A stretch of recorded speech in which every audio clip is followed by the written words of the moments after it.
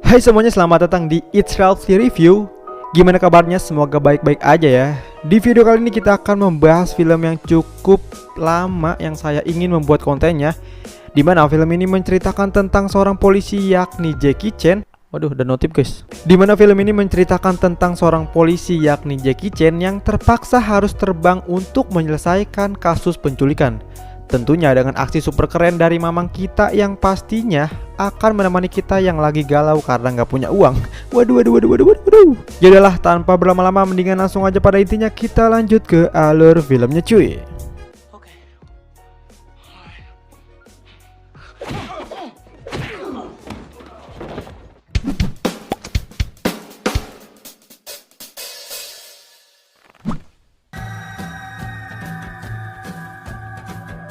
Diawali dengan aksi seorang polisi Hong Kong bernama Lee yang saat itu terlihat lagi menjalankan sebuah tugas di sebuah pelabuhan untuk meringkus sindikat mafia yang dipimpin oleh seseorang misterius bernama Juntao.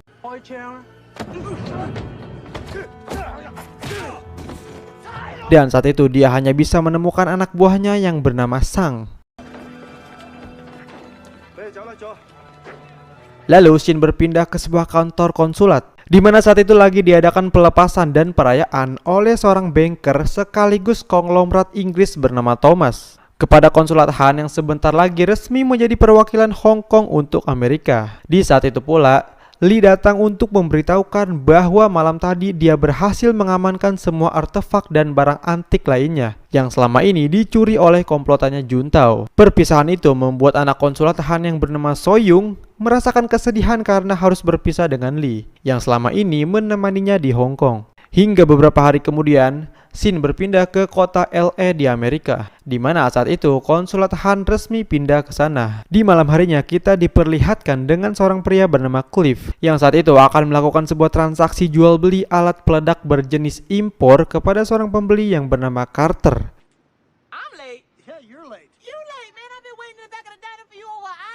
Yang faktanya Carter yang super tampan dan rupawan itu adalah seorang polisi atau intel yang sedang menyamar. Hingga saat proses penjebakan itu hampir berhasil, tiba-tiba ada dua orang polisi mencurigai mereka dan mengacaukan semuanya.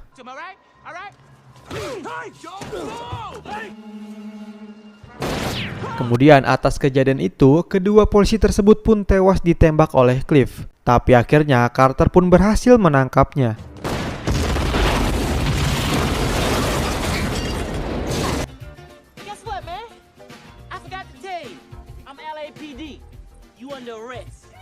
Atas keberhasilannya itu, Carter pun diberitakan di semua media, sehingga semua rekan di kesatuannya nggak ada yang mau menjadikannya sebagai seorang partner. Dia adalah seorang anggota LAPD yang berkarakter ekstrovert dan sangat banyak bicara, karena mereka nggak tahan dengan bacotan khasnya yang mampu bicara dengan kecepatan maksimal tanpa titik dan koma. Sementara itu di tempat lain di sebuah kantor kediaman konsulat Hong Kong, pagi itu Han menyuruh ajudannya untuk mengantar anaknya ke sekolah. Dengan pengawalan yang ketat, Soyung pun diantar menggunakan mobil. Tapi tanpa diduga di tengah perjalanan yang sedang macet, mereka dihadang oleh seorang polisi yang menyamar dan ternyata berniat untuk menculik Soyung.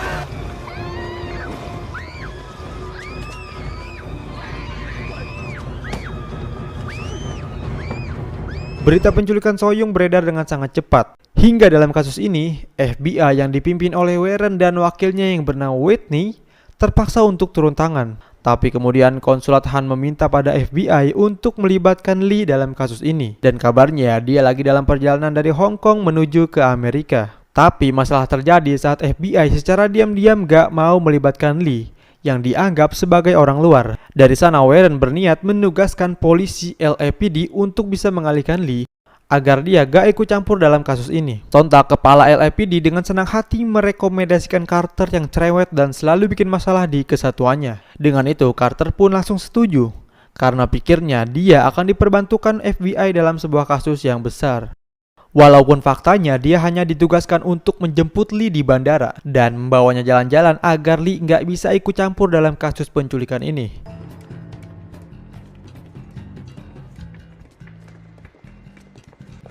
Please tell me you speak English. I'm Detective Carter. Yang mungkin karena gengsi kali ya, sekelas FBI masa harus dibantu oleh polisi Hong Kong. Tapi Lee ternyata udah tahu niat Carter dan dengan cerdiknya, Lee berpura-pura nggak bisa bahasa Inggris. Case myself. That's right. Carter sempat mengajak Lee ke salah satu markas tempat mafia lokal di LA. Dari sana, Carter yang rada sotoy pun bisa mendalami kasus ini walaupun itu cuma sebatas pura-pura.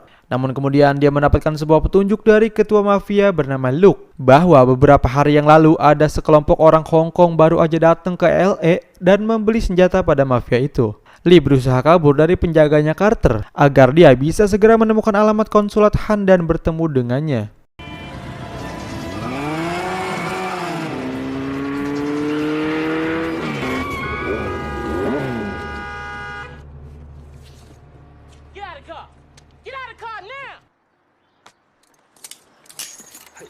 Dengan susah payah, akhirnya Lee bisa kabur dengan cara yang sangat barbar dan berhasil datang ke alamat konsulat Han menggunakan taksi.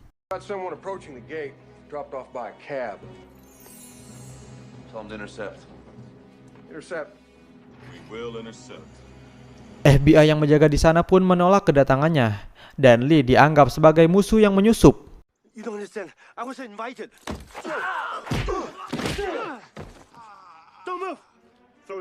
Tapi akhirnya Lee mampu menyusup langsung ke kamar konsulat Han dan berhasil mengakhiri kesalahpahaman ini.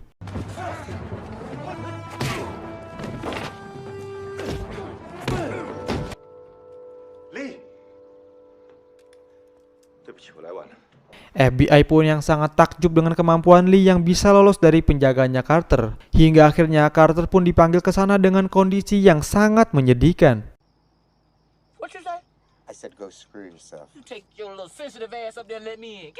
Mobilnya diderek menggunakan towing karena kan setir mobilnya dibawa kabur sama Lee. Tiba-tiba situasi menjadi sangat serius saat Carter yang sok penting itu dengan beraninya mengangkat telepon milik konsulat Han yang ternyata telepon itu berasal dari Sang, seorang kaki tangan juntau yang saat itu meminta uang tebusan sebanyak $50 juta agar Soyoung bisa dibebaskan.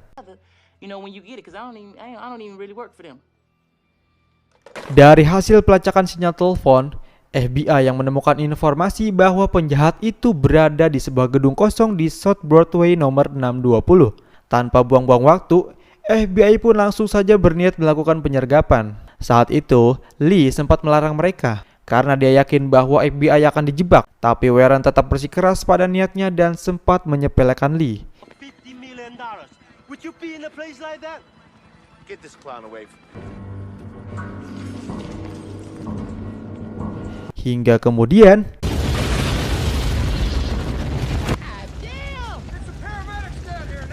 di tengah kepanikan, Lee berhasil melihat Sang yang menyelinap dalam situasi genting itu. Hingga akhirnya aksi kejar-kejaran pun terjadi dan Carter pun berusaha melibatkan diri walaupun faktanya dia hanyalah menjadi sebuah beban saja.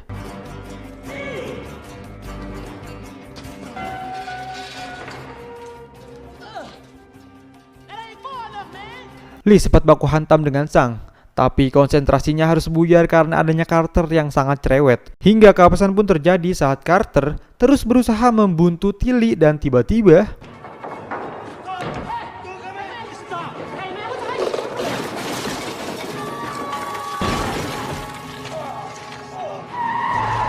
akhirnya Sang berhasil kabur, dan dari sana pula Lee sangat kecewa sama kelakuannya Carter. Tapi Carter ternyata berhasil menemukan sebuah alat yang sempat dijatuhkan oleh Sang. Dia langsung mengajak Lee untuk menemui rekan sejawatnya di LAPD bernama Jensen. Dia adalah seorang wanita spesialis bahan peledak dan seorang penjinak bom. Walaupun ya masih rada kurang.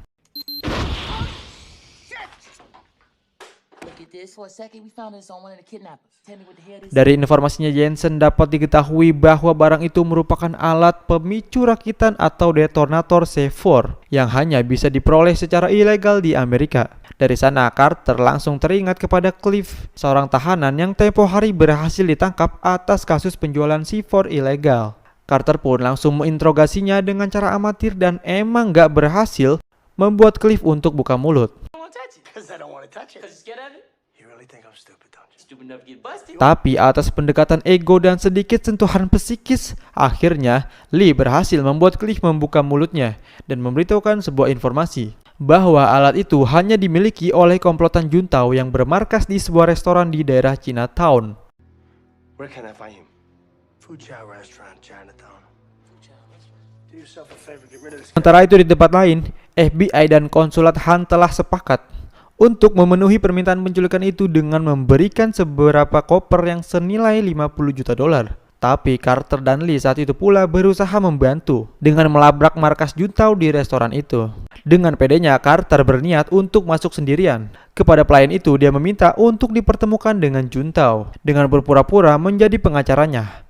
Tapi hal yang paling mengejutkan terjadi di sini ketika kita mendapatkan sebuah fakta bahwa sebenarnya sosok Juntao itu adalah si Thomas. Lalu Juntao alias Thomas lalu kabur dari tempat itu dengan membawa Soyoung. Saat itu pula Carter digulung dan dikeroyok oleh komplotan Sang dan juga anak buahnya.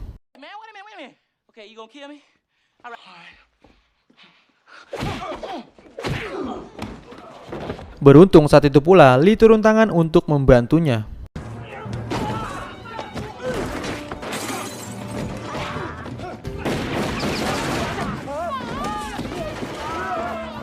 Dengan bersusah payah menghadapi para penjahat itu, akhirnya Carter dan Lee berhasil kabur dan menyelamatkan diri.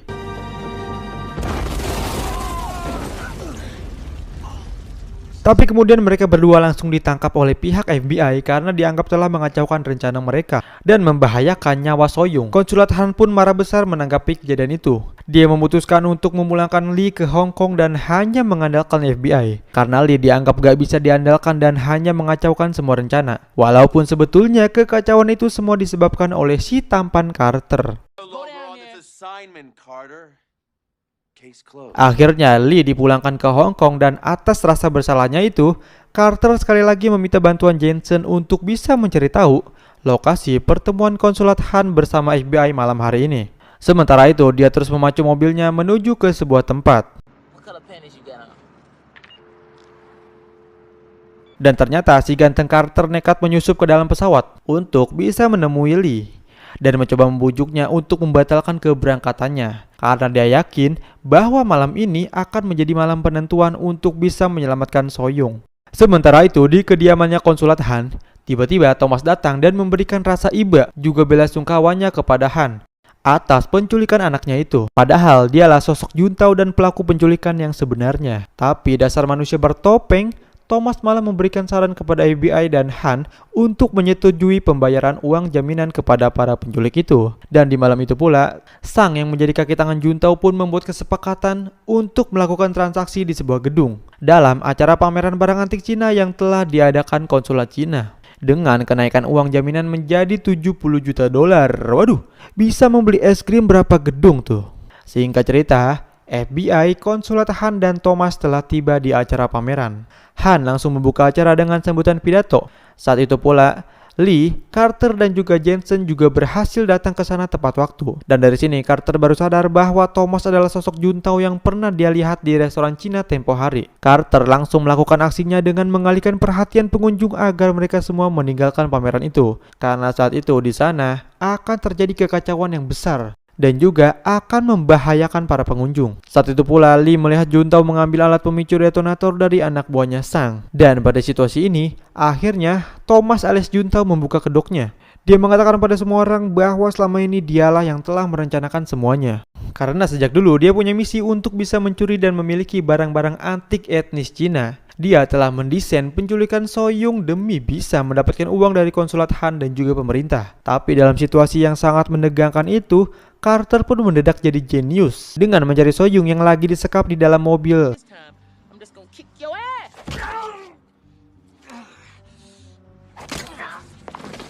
Hey, how you doing?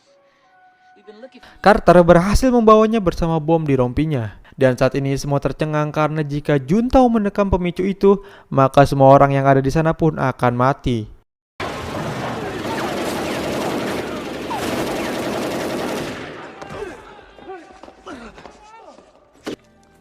Huh? I got your bomb right here. Come on. Push the button. Come on. Hingga tiba-tiba, Lee berhasil menyembunyikan Soyoung dan menyuruh Jensen untuk menjinakkan bom di rompinya. Sementara itu, Carter bersama FBI terus melakukan baku tembak dengan komplotannya Juntao. Need some help down here, damn it! And so are you. The remote can still set it off. Get rid of it. Dalam situasi ini, Juntao berniat untuk mengambil semua uang jaminan yang saat itu dijaga ketat oleh Warren dan anggota FBI lainnya. Juntao langsung melarikan diri dengan memanjat menuju atap gedung, karena sebentar lagi dia akan dijemput oleh helikopter. Lee dan Jensen yang berhasil membuka rompi penuh bom itu pun langsung berniat untuk mengejar Juntao, walaupun dia mendapatkan hadangan dari para anak buahnya Juntao.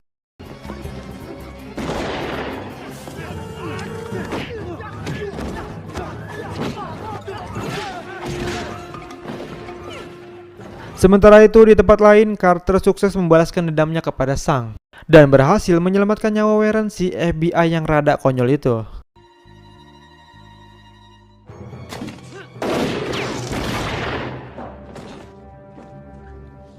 Hingga akhirnya Lee berhasil menangkap Juntao dan membuat semua uang dalam kopernya itu berhamburan kemana-mana.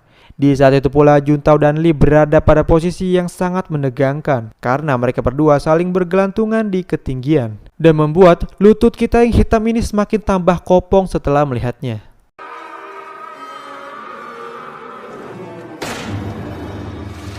Akhirnya Juntao pun koit setelah terjatuh ke dalam kolam, tepat di hadapan patung kepala Buddha yang selama ini ia inginkan.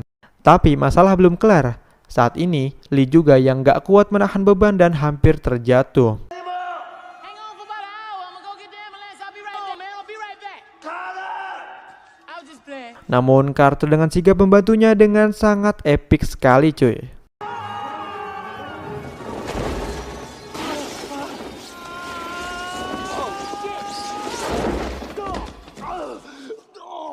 Semua pasukan Juntao yang tersisa berhasil dilumpuhkan. Kemudian konsulat Han menyadari bahwa Lee betul-betul menjadi pahlawan bagi keluarganya. Singkat cerita, beberapa hari kemudian scene berpindah di sebuah bandara, di mana saat itu Carter terlihat akan melakukan holiday-nya sebagai hadiah atas prestasinya. Saat itu Warren dan Whitney, si FBI yang songong pun datang dan memberikan info bahwa saat ini Carter resmi diangkat menjadi anggota FBI. Tapi si Carter tampan secara tegas menolaknya dan tetap memilih menjadi anggota LAPD. Ternyata saat itu Carter akan ikut bersama Lee untuk berlibur selama 2 minggu di Hong Kong. Dan ya kemudian film pun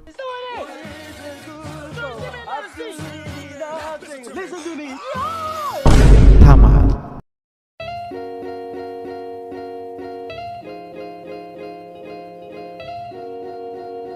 Nah brother-brother, gimana nih keseruan dari petualangan mamang kita kali ini? Emang sih ya secara keseluruhan filmnya keren banget. Dan pesan yang dapat saya sampaikan, berucaplah dengan santun karena kebanyakan orang akan menilai kualitas dirimu dari apa yang kamu ucapkan. Lakukanlah selagi apa yang kamu lakukan itu benar. Janganlah pernah berputus asa dan ambil langkah terbaik yang ingin kamu jalani. Dan ya cukup sekian dari saya, Mamang Rapi mengucapkan selamat tinggal. Selamat tinggal maksudnya. Bye-bye. Jangan lupa juga untuk kalian tinggalkan like, share, komen, dan subscribe. Sampai jumpa lagi di video selanjutnya cuy. Dah.